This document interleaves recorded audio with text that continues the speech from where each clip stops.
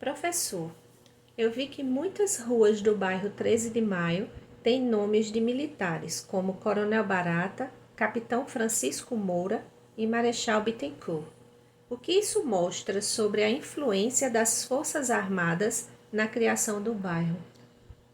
Na realidade, isso mostra, né, que as Forças Armadas elas tiveram uma participação direta na fundação do bairro, já que foi o primeiro grupamento de engenharia e construção, o destacamento responsável pela obra de tanto planejamento como construção do 13 de Maio, ou Jardim 13 de Maio, como também é conhecido. Então, por isso era comum, né?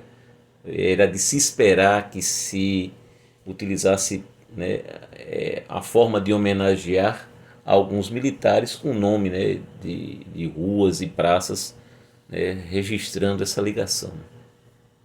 O primeiro grupamento de engenharia e construção foi quem fundou o Jardim 13 de Maio.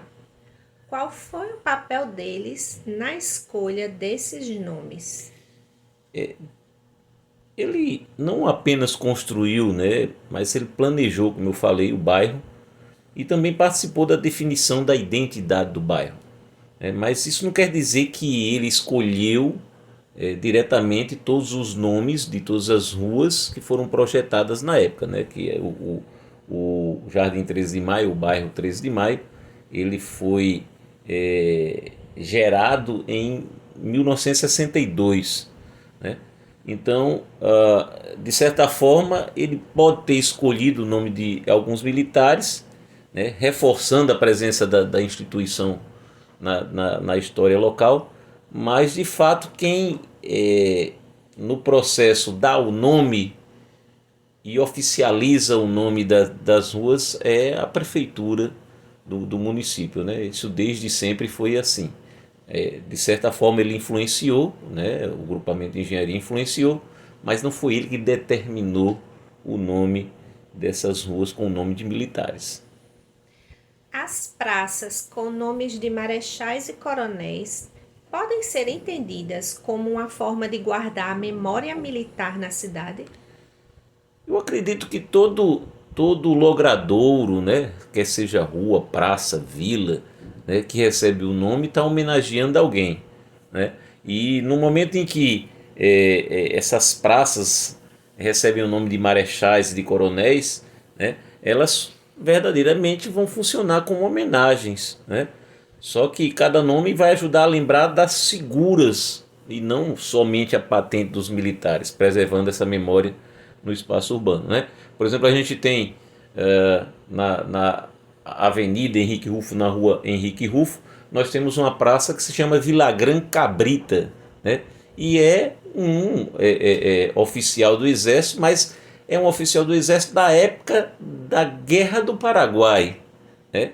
Então, qual é o sentido de a gente pensar porque eu acho que o nosso entendimento aqui é de pensar se houve alguma influência do momento de ditadura militar que muito agrediu o nosso país, que muito maculou o nosso país, que muito feriu, né, a nossa nacionalidade. E não é bem isso, né? Então tá lá, como existe também uma outra praça atrás dessa rua Henrique Rufo, tem uma rua chamada Marechal Rondon, né? Que não foi citada aqui, e tem uma praça chamada Marechal Bittencourt nessa rua Marechal Rondon.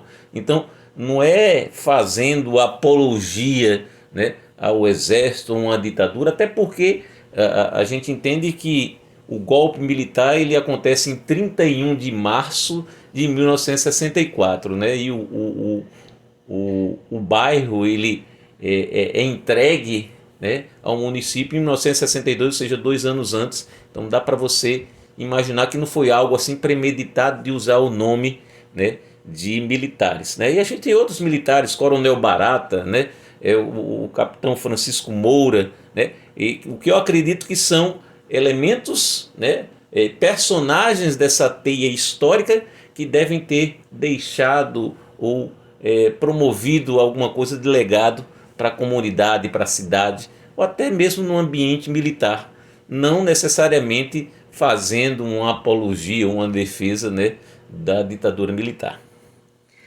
Hoje em dia, os moradores ainda pensam nesses nomes como algo histórico ou já usam só como referência para se localizar? Eu acredito que é as duas coisas, né?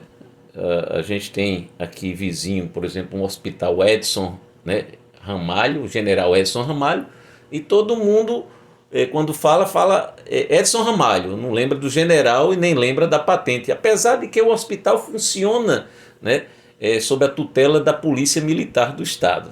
Né? Então, são as duas coisas. Né? Na prática, a maioria usa como referência geográfica, né? Mas quando a gente estuda a origem, a gente percebe que existe sempre um significado histórico por trás. Né? Temos até um histórico no nosso trabalho da Narrativas do Lugar, nosso projeto Narrativas do Lugar, o bairro como sala de aula. A gente tem uma praça que ela é conhecida pela população como Praça das Flores. Né? A população deu o nome daquela praça, Praça das Flores, mas quando você vai atrás de um registro na prefeitura, ela é conhecida como Praça Honório, não sei o que lá, o nome de um historiador brasileiro, Honório, eu não estou recordando agora. Mas o que é que a gente começa a perceber? A gente começa a perceber que é muito mais uma orientação histórica, né? É muito mais algo que vai sendo incorporado na cultura da coletividade daquela comunidade do que somente a questão da memória. Né?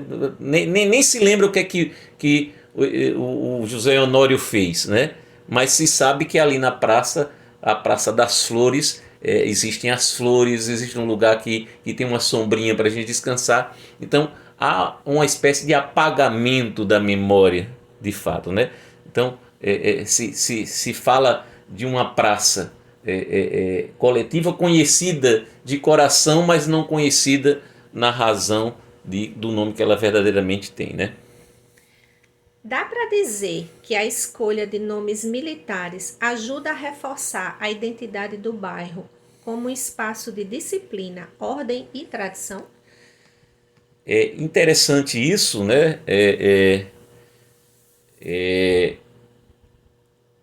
Quando a gente olha para o ambiente militar, é um ambiente ordenado.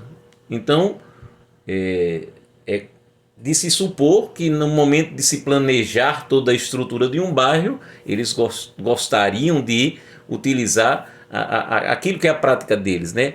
Uma ordem, um planejamento. Né? Como, por exemplo, a cidade de Brasília. A cidade de Brasília foi uma cidade planejada. Né? Você vê de cima, você está olhando, parece um avião. Tem uma asa norte, uma asa sul, inclusive são conhecidas dessa forma. Então, quando você pega um bairro que foi construído por militares, é de se supor que ele tenha sido o quê? Verdadeiramente organizado, né? E planejado de uma forma respeitando, né? Certos padrões. Né? Aí eu não saberia dizer a questão da hierarquia e disciplina, né? Mas verdadeiramente os valores militares de ordem, de construção, favorecendo, né? Até porque é o primeiro grupamento de engenharia e construção, então eles sabiam o que estavam fazendo, né?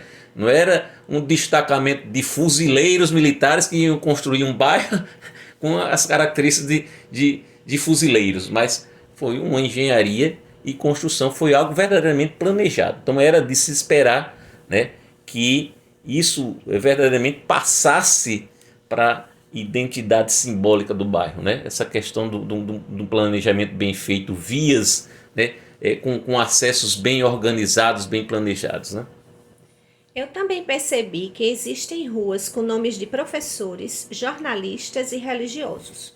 Como essa variedade de homenagens combina com a quantidade de nomes militares?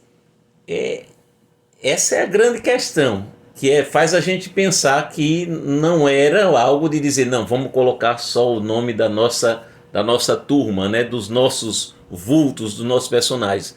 Tanto que a gente tem, na própria escola mesmo, nós temos a rua da escola, é a rua que leva o nome de uma professora, Rita Miranda, a professora Rita Miranda.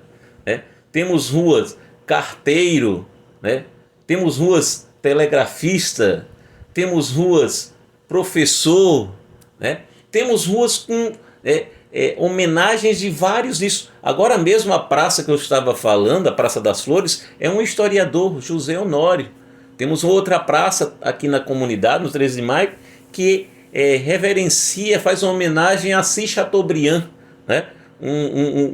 O que a gente costuma chamar de influenciador hoje nas mídias sociais. Ele era um influenciador às antigas, né? Ele verdadeiramente era tão influente que organizou uma malha de empresas ligadas ao jornalismo e à comunicação que é reverenciada. Por isso que ele ganhou essa homenagem. Então, não é a gente achar que porque o grupamento de engenharia, os militares construíram, planejaram o nosso bairro, que eles teriam direito ou puxariam a brasa, a sardinha para a brasa deles, colocando o nome de militares, né? Então a gente vê que existem vultos, né, nossos tendo as suas profissões reverenciadas, como também tem ruas com o nome de Mendes Sá, Pero Vaz de Caminha, né, Pedro Álvares Cabral, né? Nada mais lindo do que do trabalho que a gente está propondo, né? De fazer história e mostrar que se faz história com vida, que a gente está tão perto dessa história, né? E por que não estudá-la através daquilo que está no nosso entorno, em torno da nossa escola, até da própria escola mesmo, que a gente precisa saber. Por exemplo, quem é desembargador Boto de Menezes, né? Foi o desembargador que mais tempo, né, teve exercício no Tribunal de Justiça da Paraíba, né? Ele é das antigas mesmo, tá? Então, são essas coisas que a gente precisa valorizar. Não achar que, de forma simples, né, que há uma predileção, um doutrinamento, uma defesa, né, para aquele nicho. Não. A gente tem um bairro que é eclético, né, nas homenagens que são feitas aos seus logradouros, né? Da mesma forma como a gente encontra várias instituições, né, aqui dentro, supermercados, hospitais, né, e outros estabelecimentos, né, que os meninos, né, vocês puderam ter acesso, né, vendo esse momento, né, a narrativas do lugar, o bairro como sala de aula, da gente ver que é possível fazer história, entender história, né, e descobrir a origem, né, a identidade, a nossa identidade no meio onde a gente habita, no meio onde a gente opera, no meio onde a gente produz, no meio principalmente onde a gente vive, né? Podemos considerar que o 13 de maio é um bairro que reflete a história política e militar do Brasil, principalmente nos anos 60, quando foi fundado? Eu tenho o conceito de que política é algo muito mais profundo do que um doutrinamento, né, de esquerda ou de direita, né? Acho que a partir do momento que você cuida, né, para não jogar papel ou lixo no meio da rua, você está sendo político, né? A palavra política vem de polis, do grego, que significa cidade. E política é o cuidado com a cidade. E o interessante é que a cidade não é só minha, não é só sua, ela é nossa. De vez em quando eu fico impactado com alguns donos de cães, de pets, né? E nada de errado até aí, mas ficam passeando com seus cãezinhos e os cãezinhos, obviamente, precisam colocar para fora aquilo que põe para dentro, não é verdade? E de repente o sujeito lá, o dono, não está levando o seu saquinho para limpar, né, aquilo que o cachorrinho precisa fazer. Ele precisa ter acesso também às vias, né? Mas o que é que o dono faz? Não cuida e é como se o negócio fosse: ah, é meu, então vai de qualquer jeito. Não, mas não é só dele, né? É meu também, é seu, é nosso. Por isso que a gente precisa ter cuidado. Na política é isso, né? É por isso que quando a gente faz a pergunta assim: ei, quem daqui gosta de política? A maioria não gosta de política. Por quê? porque acha que política é algo enfadonho, né? É algo sujo, é algo ligado muitas das vezes ao quê? A corrupção, né? E não é bem isso, né? Política é algo bom, é uma preocupação que eu devo ter, né? Não só para mim, mas para com o outro, né? Então, a gente não pode dizer que o bairro foi estereotipado, né, de forma política e militar. Não. A gente vê um bairro eclético, um bairro onde tradições convivem harmoniosamente, né? Religiões convivem harmonicamente, né? Grupos convivem harmonicamente, né? Então, a gente não pode estereotipar e dizer, né, que o 13 de maio reflete uma história política e militar, né, e principalmente do passado. Não. Eu creio que o 13 de maio é um dos bairros dentro de João Pessoa que também tem a visão, né, um olhar para o futuro. Basta você perceber novas construções que são feitas, né? A gente tinha bem recentemente aqui um hospital de pneumologia, ele foi destruído, não existe mais, né? Está dando espaço agora a um residencial imenso. O que é isso? Uma nova visão, uma visão de futuro, uma visão de crescimento, desenvolvimento, né? O bairro verdadeiramente crescendo. E não se cresce, né, de uma forma histórico-política e militar, né? A gente não vê isso no bairro. A gente, nem em qualquer bairro da cidade, né? Porque a gente está tratando aqui da influência militar no bairro. Ainda existem escolas em outros bairros que têm nome de militares, ruas, praças, né, em todo canto. Mas isso quer dizer que é uma apologia a algo, né, há um doutrinamento, né, há um viés político nisso? Não. A gente precisa entender que aquele logradouro, aquela praça, aquela rua, aquela avenida, aquela vila, ela está ali porque é feita por pessoas.